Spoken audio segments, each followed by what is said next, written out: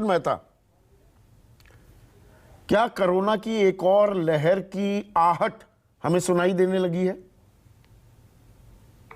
देखिए, आप अगर चीन की तरफ देखें तो चीन में तो हाहाकार मचा हुआ है और हमारा चीन के साथ काफ़ी संबंध है, आने जाने का। काफ़ी टूरिस्ट भी आते हैं, दोनों तरफ से बिजनेसमैन जाते हैं, एयर ट्रैफिक बहुत है और मौसम भी हमारा बदल रहा है। खांसी जुकाम आपने बोला, नज़ला वगैरह हो रहा है, जिससे कन्फ्यूजन भी हो सकता है कि ये कोरोना की वजह से है कि नहीं।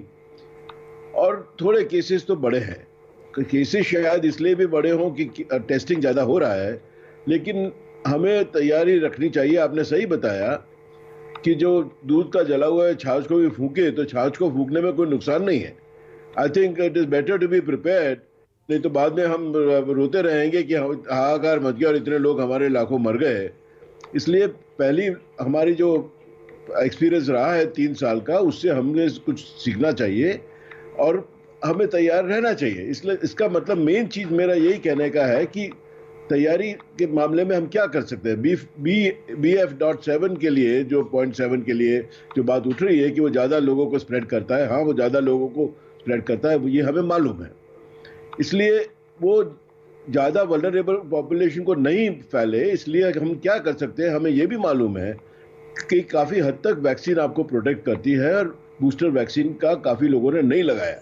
आप देखिए कि हमारे बूस्टर जो वैक्सीन है, जो प्रिकॉशनरी डोज, बाकी दुनिया के हिसाब से हमारे हाफ ऑफ दैट भी हमने लगाया है। इसलिए लोग थोड़े ढीले पड़ गए हैं और वैक्सीन जिनको नहीं लगाया, मेरा यही गुजारिश है कि वो सब वैक्सीन फटाफट लगवाए। जो ड्यू है सेकेंड डोज लगवाए या अपना प्रिकॉशनरी डोज लगवाए।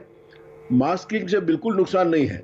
कुछ अगर एक्सपर्ट बोले कि मास्क से फर्क नहीं पड़ता, लेकिन आपने सही बताया कि क्रिसमस टाइम आ रहा है, छुट्टी का टाइम आ रहा है, लोग बहुत भीड़ों में एक्सपोज करेंगे एक दूसरे को, इसलिए मास्क पहनने में कोई नुकसान नहीं। और कुछ नहीं तो वो नॉर्मल जो फ्लू होता है उसकी इंसिडेंस कम हो जाएगा, टीबी का इंसिडेंस कम हो जाएगा। इसलिए ये सब हमें सावधानी बरतनी चाहिए और वैक्सीन बिल्कुल लगाना चाहिए जिन्होंने नहीं लगाया। मेरा यही रिक्वेस्ट है सबसे।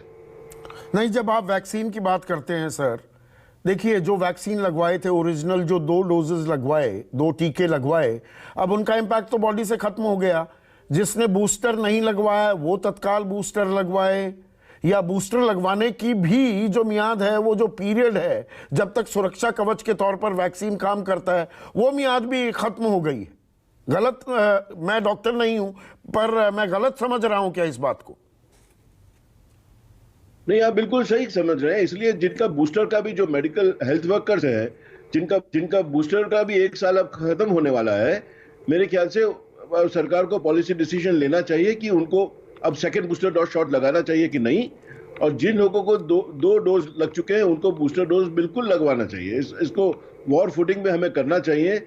कहीं कहीं किसी अस्पताल में मैंने ये भी सुना है कि वैक्सीन शॉर्टेज है, क्योंकि वो शायद ढीले पड़ गए हैं, उन्होंने अपना एक्वायर नहीं किया है।